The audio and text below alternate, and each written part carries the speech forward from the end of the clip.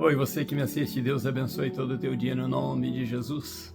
Tem uma palavra de Deus para você e é exatamente para você com o título Deus se manifesta no tempo certo. Deus se manifesta no tempo certo. Às vezes você fica pensando, olha, Deus não está me ouvindo, Deus não está trabalhando na minha vida, eu não escuto Deus falar, ninguém vem me dar uma palavra de Deus, pois esta palavra é para você que está pensando nisso aí, que Deus não te socorre, que Deus não te ajuda. Eu quero dizer para você que Deus se manifesta no tempo certo. Vamos orar? Deus Santo, no nome de Jesus, obrigado por esta manhã, obrigado pelo período de oração que o Senhor me deu nesta manhã. Obrigado, meu Deus, pela palavra que o Senhor me deu, Deus, para trazer neste vídeo também nesta manhã. Eu peço ao Senhor, ó Deus, que abençoe esta pessoa que assiste o vídeo. Ela que ora comigo agora, eu peço ao Senhor para abençoá-la no nome de Jesus, onde quer que ela esteja, independente da hora que ela assistir este vídeo. Toque nela no nome de Jesus, fale com ela e coloque no coração e na mente dela que o Senhor não tarda e nem falha. O Senhor se manifesta no tempo certo. Muito obrigado pela tua palavra e pela garantia de que no momento exato o Senhor irá agir ao nosso favor e nos abençoará no nome de Jesus. Assim oramos. Deus se manifesta no tempo certo. Essa é a nossa garantia. Vamos ler a palavra de Deus, nós vamos falar de tempos na leitura também. Lucas capítulo 1, versículo 80, falamos esse versículo em vídeos passados, mas vamos lê-lo novamente. E o menino, preste atenção nisso, e o menino crescia e se fortalecia em espírito. Isso, no espírito dele, ele ia se formando, né? Crescendo e se fortalecendo em espírito. E viveu nos desertos, tem razão de ser no plural, e viveu nos desertos até o dia em que havia de mostrar-se a Israel. Disso está falando de João, que mais tarde se tornou o Batista, né? O João Batista. Agora vamos ler Lucas capítulo 3, versículo 2, que diz assim: sendo Anás e Caifás sumos sacerdotes, veio no deserto a palavra de Deus a João, o filho de Zacarias. Então vemos no primeiro versículo que lemos, né? João capítulo 1, versículo 80, no final do capítulo, que o menino crescia e se fortalecia em espírito nos desertos. Agora nós lemos aí que sendo Anás e Caifás sumos sacerdotes, né, agiam ali na área de Jerusalém, etc., como sacerdotes ali nas regiões, eles eram sumos sacerdotes, veio no, aí já não é plural, mas é no singular, veio no deserto a palavra de Deus a João. Quem é esse João? Filho de Zacarias, que mais tarde ele se tornou o Batista, né, por batizar. Então, nós queremos andar juntos nesse assunto aí, para você ver como Deus age, como Deus agiu na vida de João, né? Como Deus age nas nossas vidas, como Deus agiu na vida de Jesus. Nós estamos falando esses dias já de alguns personagens bem repetitivos, o nome deles, falamos de Zacarias, de Isabel, que era para notificar o nascimento desse João. Falamos, né, de Maria e José, de Jesus, e desse João também foi envolvido Simeão e Ana neste assunto aí. Foram envolvidos pastores, foram envolvidos também Herodes, né? E agora Caifás, Anás, todos esses envolvendo aí, e inclusive alguns sacerdotes também se envolvem aí. Nesse período envolveram policiais, né?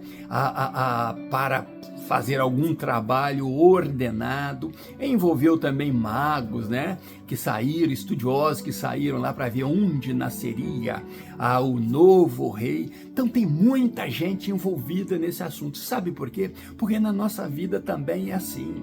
Nós vivemos envoltos de muitas pessoas. Alguns acusadores, outros observadores, outros testemunhas daquilo que fazemos, outras repetindo, né, alguma coisa boa que a gente faz, outras querendo o nosso mal, outras querendo o nosso bem, outras não querem uma coisa e nem outra, tanto faz para elas se dermos mal na vida, se dermos bem na vida. Então, somos envolvidos com estas pessoas, autoridades sobre nós, com autoridade sobre algumas pessoas, filhos sendo, né, observados e cuidados pelos pais, pais sendo amados pelos filhos e às vezes odiados pelos filhos também.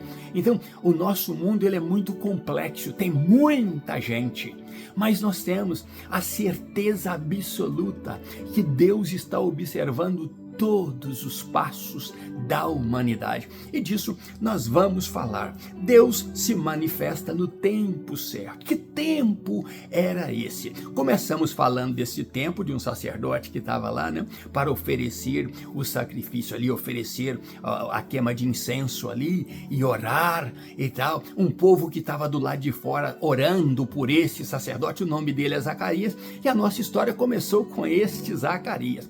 Esse Zacarias é o homem que recebeu o novo falar de Deus, o novo mover de Deus, o novo agir de Deus dos 400 anos de silêncio de Deus. Então, este ano aí, este homem é o homem que entra na transição da velha aliança para a nova aliança, do Velho Testamento para o Novo Testamento. E quem é o personagem principal aí não é Zacarias, não é também Isabel, mas é o fruto deste relacionamento de dois velhos que já talvez estava sem esperança, mas ele orava para ter um filho. Acredito, e já disse isso em vídeos passados, que Zacarias acreditava que Deus um dia podia se apiedar dele. E isso aconteceu. Por quê? Porque Zacarias era temente a Deus e Isabel também era temente a Deus. Eles eram irrepreensíveis diante de Deus.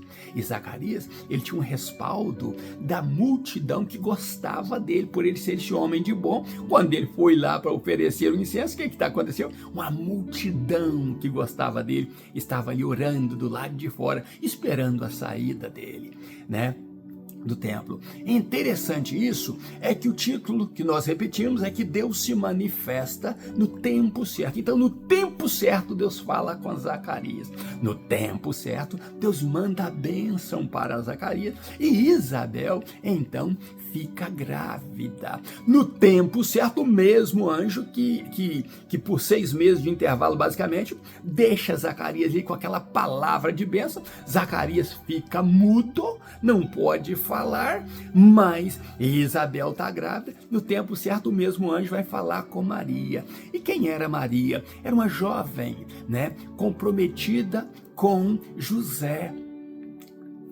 O fato interessante de Maria ser comprometida com José, que você que não sabe, o noivado daquela época e o comprometimento daquela época era mais sério, como nos nossos dias de hoje.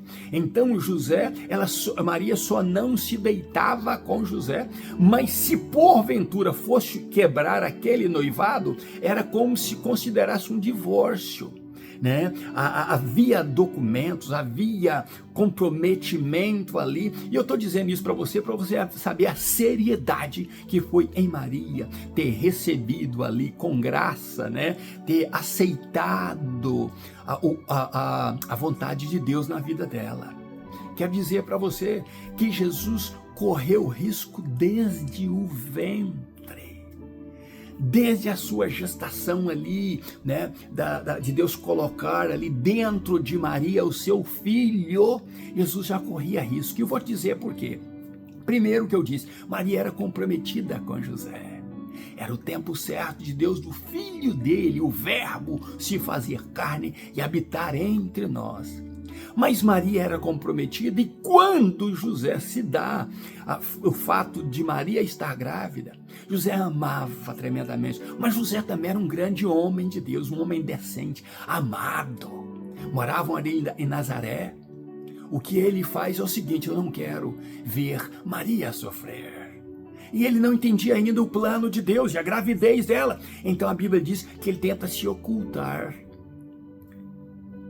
de Maria, ele tenta sair ocultamente, deixando-a, para que ela não sofresse o que Maria poderia sofrer, um apedrejamento. Está grávida de outro que não é José, sendo comprometida com José, era considerado um adultério pré-nupcial.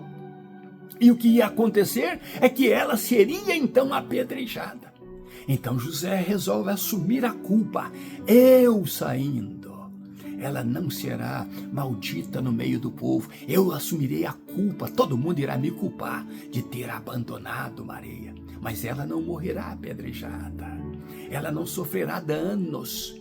Então Jesus já corria o risco ali no ventre, se José não fosse este grande homem. Mas Deus age no tempo certo. Deus se manifesta no tempo certo.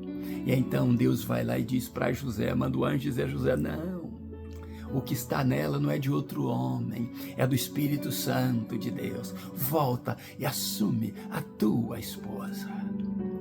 Não sei se José acreditava no milagre tremendo que iria acontecer. Eu não vou falar desse grande milagre agora que aconteceu na gestação do Filho de Deus ali no ventre de Maria. Eu já disse que ele não tinha corrente sanguínea com Maria nenhuma. Poderia explicar isso no estudo mais longo, para você entender que isso aconteceu de fato, foi um mistério, foi mão de Deus, foi tudo de Deus fazendo o verbo virar carne. Mas José, então, aquele grande homem, assume Maria no tempo certo, Maria se engravida no tempo certo.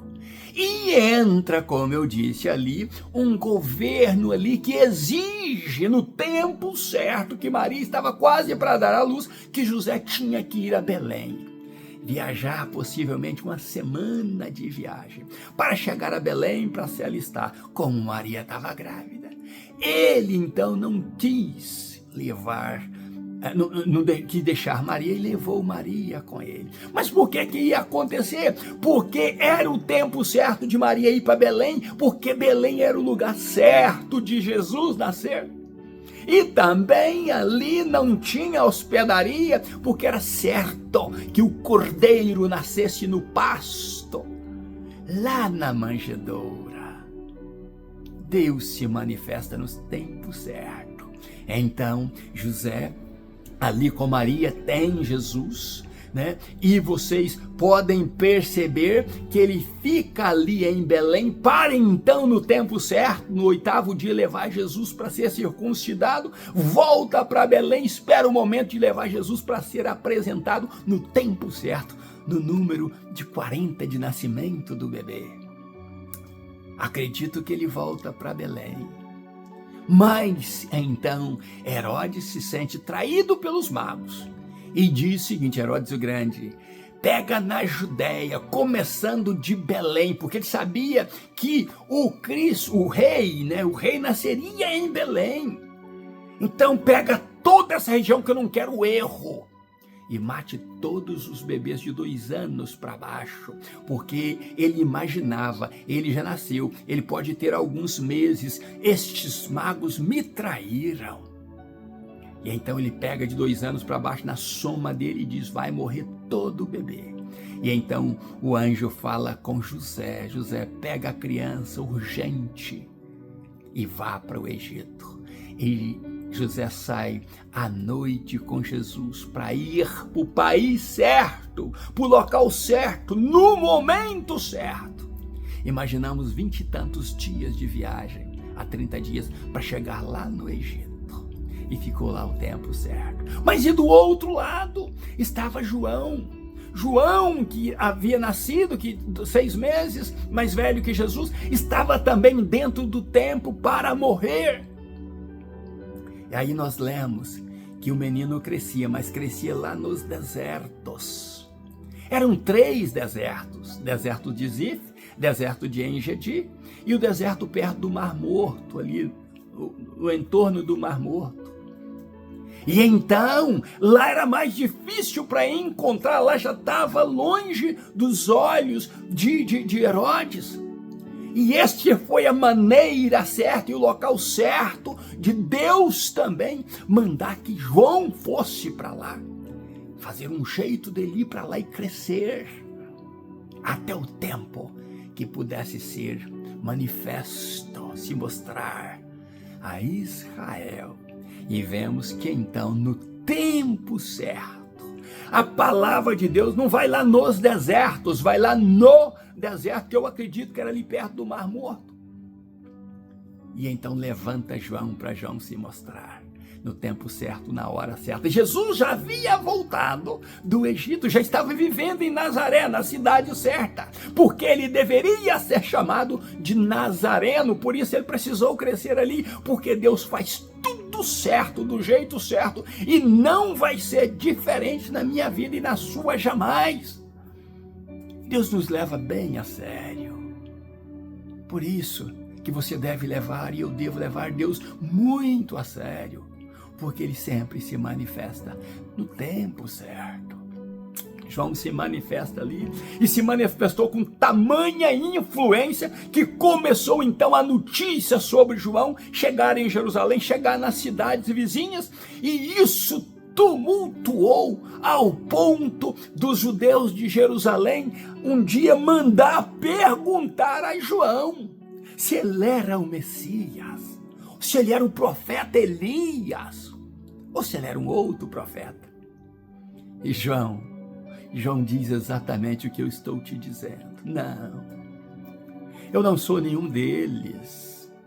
Eu sou...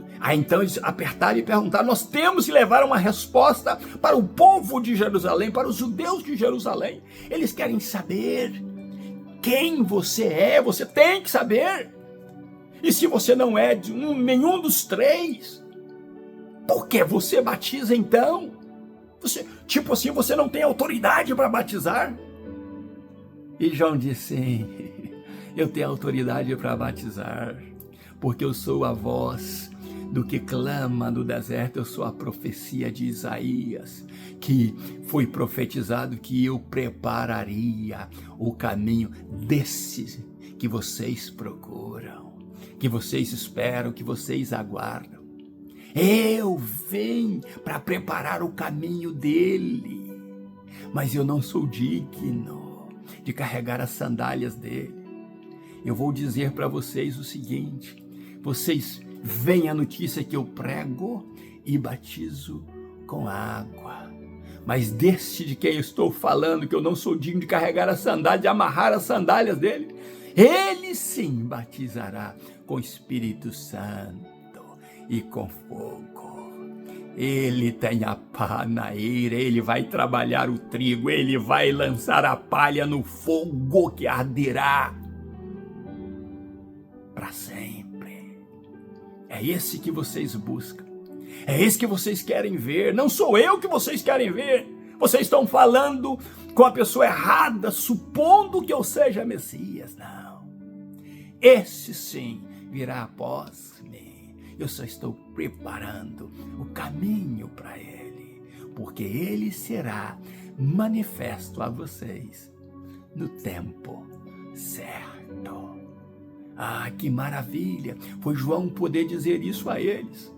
Porque então eles levaram a resposta para os judeus de Jerusalém. Ele não é o Messias. Ele diz que não é. Ele não é o profeta Elias. Ele não é um outro profeta. Se bem que João era profeta. Esta mensagem de João foi tão tremenda, que ele falou até do fim dos tempos, da palha no fogo e do trigo separado da palha.